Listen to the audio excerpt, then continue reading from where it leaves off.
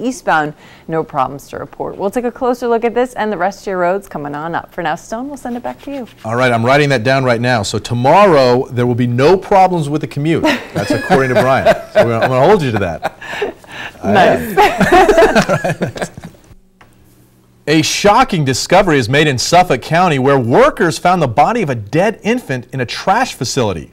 Reporter Darius Radzius is in Yaphank with his First on Fios report.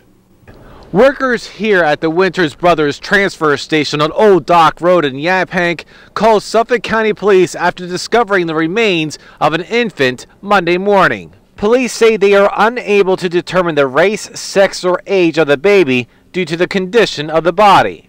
The body was compacted within the trash, and the trash is frozen.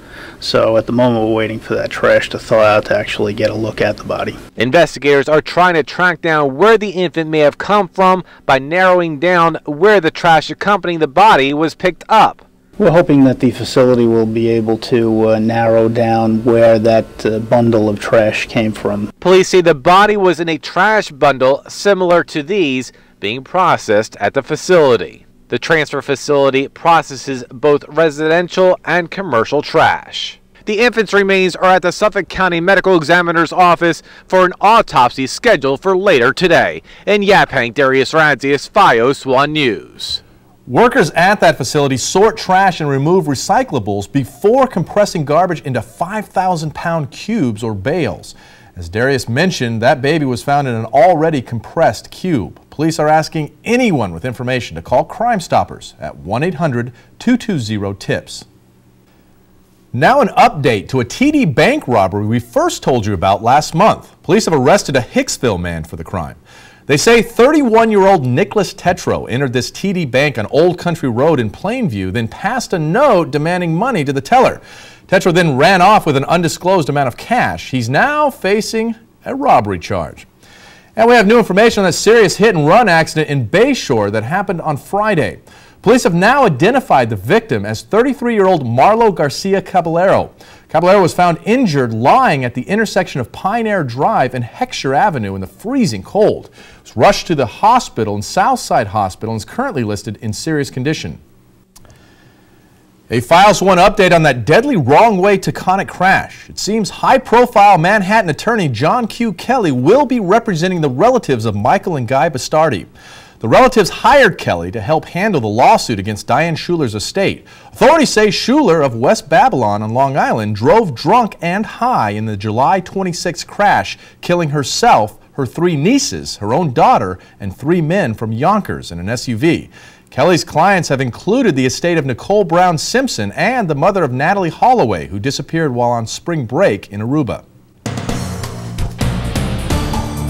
A pleasant Tuesday morning. I'm meteorologist Brian Fitzgerald. We begin on what is a very chilly note this morning. Temperatures in the teens and 20s in many locations. Here we are right now, an islip temperature of 21 degrees. The dew point is at 11, humidity 64%. The winds are at a west-northwest at 9 miles per hour. But let's widen this out. We could show you some of the other areas across the island, and the temperatures pretty constant actually. 22 Glen Cove right now, 21 in Port Jeff. Riverhead is at 22 degrees early this morning, and again you factor in just a little bit of that wind and it feels like it's in the teens in most locations. Here we are. Let's bring up the satellite for you. Not many clouds out there, which means all that heating, if you want to call it heating, that we gained during yesterday afternoon right back up into space for tonight and early this morning because the cloud cover just not there to hold it in for us. And we can widen out this picture just a little bit for you, show you what it looks like across the northeast. A few snow showers well off to the north and west, though I do think today stays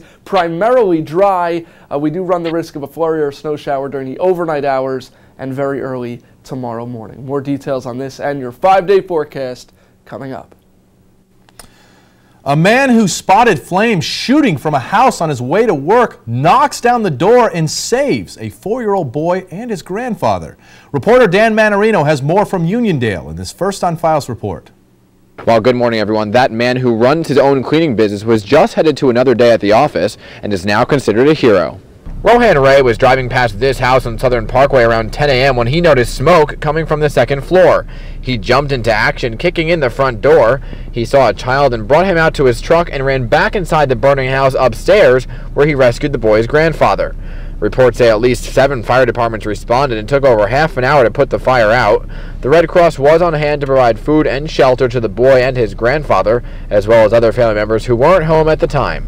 And officials say the fire may have been caused by an overloaded surge protector and is not suspicious. Despite the flames and smoke, luckily there were no injuries, and as for Ray, well, he's headed back to work today.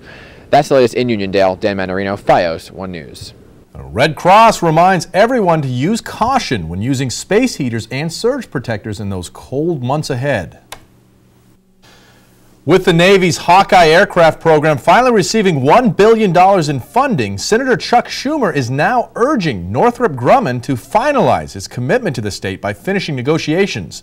He says by keeping its Bethpage operations on Long Island, it would in fact preserve more than 2,000 jobs. But Grumman has yet to act on a new incentives package with the State Economic Development Office. This has been dragging out for weeks as Northrop Grumman has been looking to potentially relocate to other states. Here's what the senator had to say at a press conference on the matter yesterday. My view is, now that the president has signed the Hawkeye, we cannot let these jobs dangle in the wind. The Navy's Hawkeye aircraft program had been underfunded for the past 2 fiscal years, but this year's defense appropriations bill signed into law last month fully funds the production of 3 new aircrafts. The West Hampton Beach Performing Arts Center's website has been vandalized by a computer hacker. Now, luckily, PAC officials say no private information was compromised. But links to information about the PAC's upcoming events and the venue's latest news were deleted from the website, making it impossible for visitors to use it. The website has been taken down and replaced with this message: "Our site is currently down for maintenance, and we apologize for any inconvenience." The winners of the $162 million Mega Millions jackpot have now been identified and will meet the public in a news conference later this week. The ticket, purchased at this Rocky Point convenience store, was handed in by the winners, accompanied, of course, by their attorney, at a lottery office in upstate Fishkill yesterday. The winners filled out a ton of financial paperwork after turning in the ticket. The winners are not in possession of the money yet, and lottery officials declined to say exactly when they would get their prize, which will be a lump sum expected to be more than $100 million, but that is before taxes. Still to come on Verizon's Fios 1 Sunrise, a man goes on a shooting rampage at a federal building in Las Vegas. Coming up, why police say the man opened fire. And airport security takes center stage for President Obama. We'll have more on a big security meeting later today. Plus, the Giants are coming off their worst season in years. And now, let the blame game begin. Find out who was the first to be let go from the Giants staff. That's coming up in sports.